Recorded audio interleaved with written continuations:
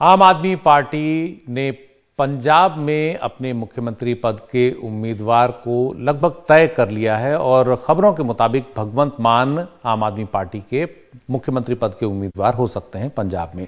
सूत्रों से जानकारी मिली है और माना जा रहा है कि आप भगवंत मान के चेहरे पर ही पंजाब विधानसभा चुनाव लड़ेगी।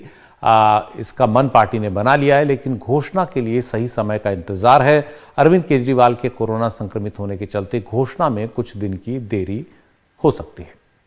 हमारे सहयोगी शरद दे रहे हैं ज्यादा जानकारी।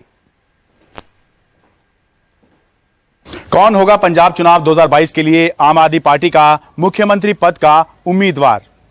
यह सवाल पिछले काफी समय से पूछा जा रहा है और जब भी अरविंद केजरीवाल से यह सवाल पूछा जाता था तो उनका कहना था कि हम आम आदमी पार्टी के मुख्यमंत्री उम्मीदवार का इन चुनावों में ऐलान करेंगे, जरूर करेंगे, लेकिन सही समय पर आने पर करेंगे।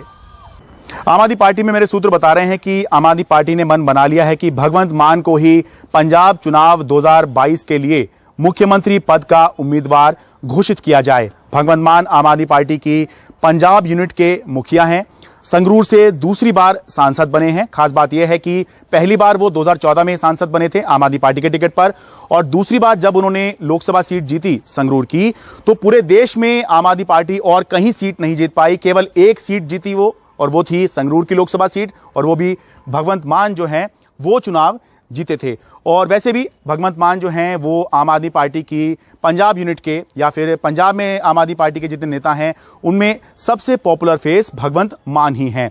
और अभी पिछले दिनों हमने ये भी देखा कि किस तरह से आम आदमी पार्टी ने एक मैसेजिंग की भी कोशिश की, संदेश देने की भी कोशिश की, खासतौर से तब जब पटियाला में जो एक शांति मार्च निकाला गया था, वहां पर जो तस्वीर देखने को मिली उससे काफी कुछ संदेश देने की कोशिश लग रही थी। जो बीट रिपोर्टर्स हैं वो उसको समझ पा रहे थे, तो वो ये थी कि पैदल मार्च या शांति मार्च जब अरविंद केजरीवाल निकाल रहे थे तो बाकी सारे नेता जो थे वो आगे पीछे थे या दूर थे, केवल भगवंत मान ही जो हैं वो अरविंद केजरीवाल के साथ साथ चल रहे थे। और दूसरा, फिर जब वो भाषण देने के लिए ट्रक पर चढ़े तो और कोई नेता उनके साथ नहीं था कि अरविंद केजरीवाल के साथ केवल भगवंत मान ही भाषण देने के लिए खड़े हुए, और इन दोनों ने ही केवल वहां भाषण दिया।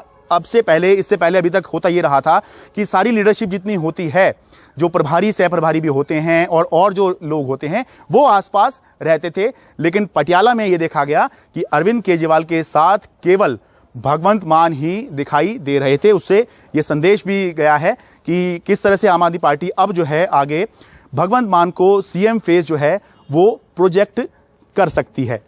अब सवाल यह है कि अगर आम आदमी पार्टी ने भगवंत मान को मुख्यमंत्री पद का उम्मीदवार घोषित करने का मन बना लिया है तो फिर ये घोषणा कब होगी? तो बताया यह जा रहा है कि अभी सही समय का इंतजार किया जा रहा है। सही समय पर मुख्यमंत्री पद के उम्मीदवार की घोषणा आम आदमी पार्टी करेगी। साथ ही अभी दिल्ली के मुख्यमंत्री और आम आदमी पार्टी के जो मुखिया हैं अरविंद केजरीवाल, वो भी संक्रमित हो गए हैं, तो इसकी वजह से भी ये जो घोषणा है वो कुछ टल सकती है। लेकिन हमें बताया यह जा रहा है कि अरविंद केजरीवाल की गैर मौजूदगी में पंजाब का जो पूरा प्रचार है उसकी कमान भगवंत मान ही संभालेंगे। आम आदमी पार्टी की तरफ से इस पर कुछ भी औपचारिक रूप से हाँ या ना नहीं कहा जा रहा है, लेकिन हम सब समझते हैं कि ऐसी खबरें जो होती हैं उस पर पार्टियों का रुख यही रहता है। लेकिन कुल मिलाकर जो बात है, जो बताने वाली है, वो ये है कि आम आदमी पार्टी ने मन बना लिया है कि वो भगवंत मान को ही पंजाब चुनाव 2022 के लिए अपना मुख्यमंत्री पद का उम्मीदवार घोषित कर सकती है। Sharad Sharma, NDTV India. और इससे पहले उत्तराखंड में भी आम आदमी पार्टी कर्नल अजय कोठियाल को मुख्यमंत्री पद का उम्मीदवार घोषित कर चुकी है। गोवा में अभी साफ नहीं है और उत्तर प्रदेश के लिए भी अभी आम आदमी पार्टी ने कुछ तय नहीं किया है। खबर राजस्थान से। यहां के बीकानेर में संपत्ति विवाद को लेकर दो गुट आपस में भिड़ गए। इस दौरान मारपीट और फायरिंग की गई। मामला शांत कराने पहुंची पुलिस टीम पर भी पथराव किया गया। पुलिस ने इसके बाद हमलावरों को नामजद किया है। बदमाशों को पकड़ने के लिए 7 टीमें गठित कर दी गई हैं। सभी पुलिस थाना अधिकारियों को इस टीम में लगाया गया है। सभी मेरे भाइयों से, बुजुर्गों से, माताओं से अपील करता हूं कि शांति बनाए रखें। बीकानेर का इतिहास है शांति का, वो जो एक रिकॉर्ड तोड़ इतिहास है इसको बना के रखें। हम आपके साथ हैं। प्रशासन आपके साथ है। अपराधियों को किसी भी सूरत में बख्शा नहीं जाएगा। जल्दी आपको रिजल्ट देंगे, बिल्कुल हम एक को भी नहीं बख्शेंगे। प्रदर्शनकारियों में किसी थी के नामजद है क्या आपके ध्यान में? कौन कौन बिल्कुल नामजद हैं, 8 नामजद हैं। साजिद है, इमरान है, वो बाकी को मैं बता देता हूँ आपको। बिल्कुल नामजद हैं। हम जो आपको पता है इतिहास बीकानेर, हमने अज्ञात ही नहीं छोड़े तो नामजद कहाँ से छोड़ेंगे? लाठीचार्ज करना पड़ा है क्या? नहीं, ऐसा कोई लाठीचार्ज नहीं हुआ। थोड़ा बिल्कुल हल्का फुल्का था, जो एक हमारा एक प्रक्रिया का हिस्सा है। ऐसा कोई लाठीचार्ज नहीं है, कोई अशांति नहीं।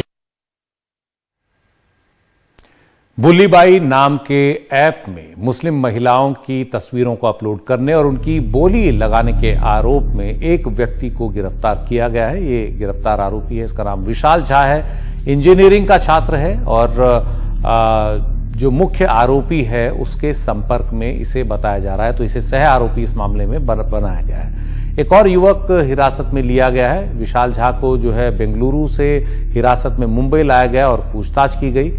इस ऐप मामले में कई पीड़ित महिलाएं सामने आई हैं, उन्होंने केस दर्ज कराया है, पुलिस में शिकायत कराई है। उनका आरोप है कि उनकी तस्वीर बिना इजाजत ऐप पर डाल दी गई, उन्हें बदनाम करने की कोशिश की गई। हमारे सहयोगी सुनील सिंह दे रहे हैं ज्यादा जानकारी की ये जांच कहां तक पहुंची और ये जो संदिग्ध व्यक्ति है इससे पूछताछ में क्या कुछ पता चल पाया है।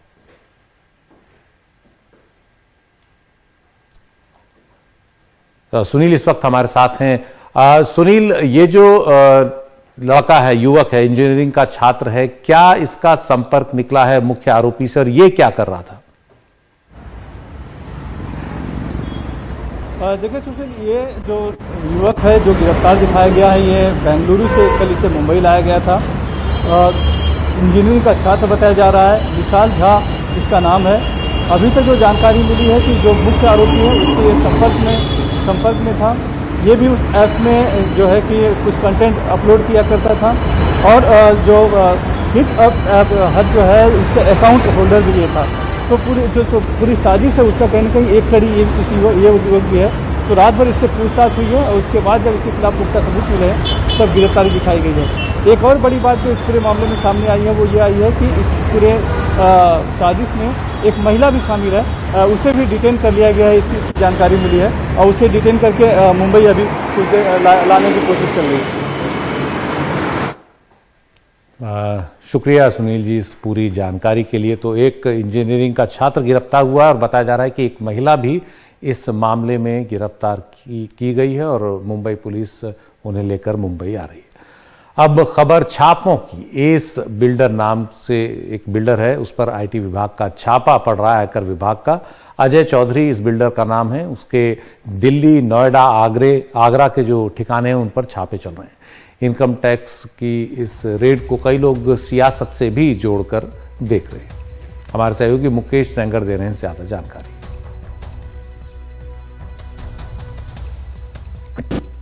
दिल्ली और एनसीआर के एक बड़े बिल्डर एस ग्रुप के यहां आज सुबह से ही इनकम टैक्स डिपार्टमेंट की छापेमारी चल रही है। इस वक्त में नोएडा 126 में एस ग्रुप के दफ्तर के बाहर हूं और यहां आपको दिखाता हूं कि किस तरह से इनकम टैक्स डिपार्टमेंट के अधिकारी आज सुबह यहां पर पहुंचे हैं और आज सुबह से ही यहां पर छापेमारी चल रही है। ये छापेमारी नोएडा के अलावा बागपत, आगरा और दिल्ली में चल रही है, जहां जहां पर एस ग्रुप के ठिकाने हैं, दफ्तर हैं, जो इसके मालिक हैं अजय चौधरी, उनका जो घर है, उन तमाम जगहों पर आज सुबह से ही इनकम टैक्स डिपार्टमेंट की छापेमारी चल रही है। हालांकि छापेमारी में क्या कुछ मिला है ये भी साफ नहीं है, लेकिन ये छापेमारी सुबह से जारी है और जो इनकम टैक्स डिपार्टमेंट के लोग हैं उन्होंने लॉ एंड ऑर्डर की समस्या को देखते हुए नोएडा पुलिस से मदद मांगी है और यहाँ पर तमाम जो पुलिसकर्मी हैं नोएडा के वो भी वहाँ तैनात हैं जहाँ जहाँ इनकम टैक्स डिपार्टमेंट की छापेमारी चल रही है। ये छापेमारी दिल्ली के अलावा नोएडा, आगरा और बागपत में चल रही है। बागपत में अजय चौधरी का फार्म हाउस है, वहाँ पर भी ये छापेमारी चल रही है। ये भी कहा जाता है कि अजय चौधरी समाजवादी पार्टी के मुखिया अखिलेश यादव के काफ़ी करीबी हैं और चुनाव के ठीक पहले ये छापेमारी की जा रही है। इससे पहले हमने देखा कि किस तरह से समाजवादी पार्टी के एमएलसी पंपी जैन के ठिकानों पर 31 दिसंबर से लगातार छापेमारी चल रही है। चाहे कानपुर हो, उन्नाव हो, उनके तमाम ठिकानों पर इनकम टैक्स के अधिकारी लगातार 5 दिनों से छापेमारी कर रहे हैं। इसी बीच जो दिल्ली और एनसीआर के बड़े बिल्डर अजय चौधरी हैं, जिनका एस ग्रुप है, उनके ठिकानों पर भी छापेमारी जारी है। इनकम टैक्स के तमाम अधिकारी आज सुबह सुबह उनके ठिकानों पर पहुंचे और लगातार उनके छापेमारी कर रहे हैं। उन पर आरोप ये है कि उन्होंने टैक्स चोरी की है और इसी आरोप के चलते अजय चौधरी के तमाम ठिकानों पर छापेमारी जारी है। हालांकि छापेमारी के दौरान क्या कुछ मिला है ये अभी साफ नहीं है, लेकिन यूपी चुनाव के ठीक पहले जो तमाम बड़े कारोबारी हैं उनके यहाँ छापेमारी जारी है और आरोप ये है कि ये सारे कारोबारी समाजवादी पार्टी के मुखिया अखिलेश यादव के करीबी हैं। नोएडा से मुकेश सिंह, एनडीटीवी इंडिया। तो आगरा में भी अखिलेश यादव के कुछ करीबियों के घर पर छापे मारे जा रहे हैं। आगरा में आयकर विभाग की टीम ने 3 जगहों पर छापे मारे हैं और ये छापेमारी आगरा के बड़े शू एक्सपोर्टर्स के ठिकानों पर हुई। इनमें अखिलेश यादव के करीबी भी शामिल हैं। सूत्रों के मुताबिक आगरा के भरतपुर हाउस निवासी शू एक्सपोर्टर विजय आहूजा और मनु अलग के घर आयकर विभाग की टीम पहुंची। मनु अलग को अखिलेश यादव का करीबी माना जाता है। कुछ महीने पहले ही अखिलेश यादव मनु अलग की मां के निधन पर उनके घर भी आए थे। इसके अलावा आगरा की महिला शू एक्सपोर्टर मानसी चंद्रा के विजयनगर स्थित घर पर भी छापे पड़ रहे हैं। मानसी चंद्रा मनु अलग की करीबी बताई जाती है।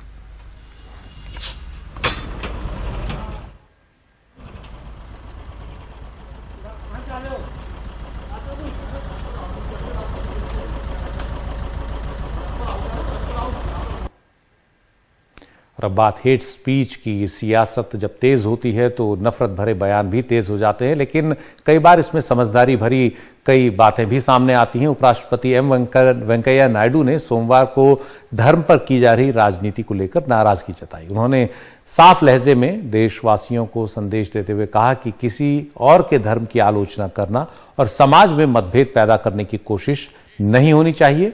उन्होंने कहा कि इस देश में हर व्यक्ति को अपने विश्वास के आधार पर धर्म को मानने की इजाजत है। We must think always that we respect our religion, your religion, and all religions. You can propagate, nothing wrong. But you should not hate other religions, ridicule other religions, write negatively about religions. Discussing critically is different, but abusing, accusing, inciting people against each other is a crime against the nation. This has to be understood by all. और अब बात सर्द मौसम की। उत्तर भारत की पहाड़ियों में बर्फ पड़ रही है, ऊंची पहाड़ियों में, और उसका असर मैदानी इलाकों में साफ दिख रहा है। इस बर्फबारी की तस्वीरें पुंछ, लाहौल स्पीति, अनंतनाग, श्रीनगर से आप देखेंगे। सभी जगह जो है बर्फबारी के बाद सैलानियों की तादाद बढ़ गई है। हिमाचल प्रदेश में लाहौल स्पीति के रोहतांग में काफी बर्फबारी हुई है और इस कारण पर्यटकों की भीड़ पहुंची है वहां। जहां तक लोग जा सकते हैं मजे भी ले रहे हैं लोग इसका और बर्फ से खेलते हुए भी दिख रहे हैं। हालांकि ये मौसम बाहर से आने वाले सैलानियों के लिए जरूर मजे का होता है, लेकिन वहीं रहने वाले लोगों के लिए ये बड़ा संकट भी साथ लाता है। लेकिन बर्फ पड़नी जरूरी है ताकि गर्मियों में मैदानों को पानी मिल सके।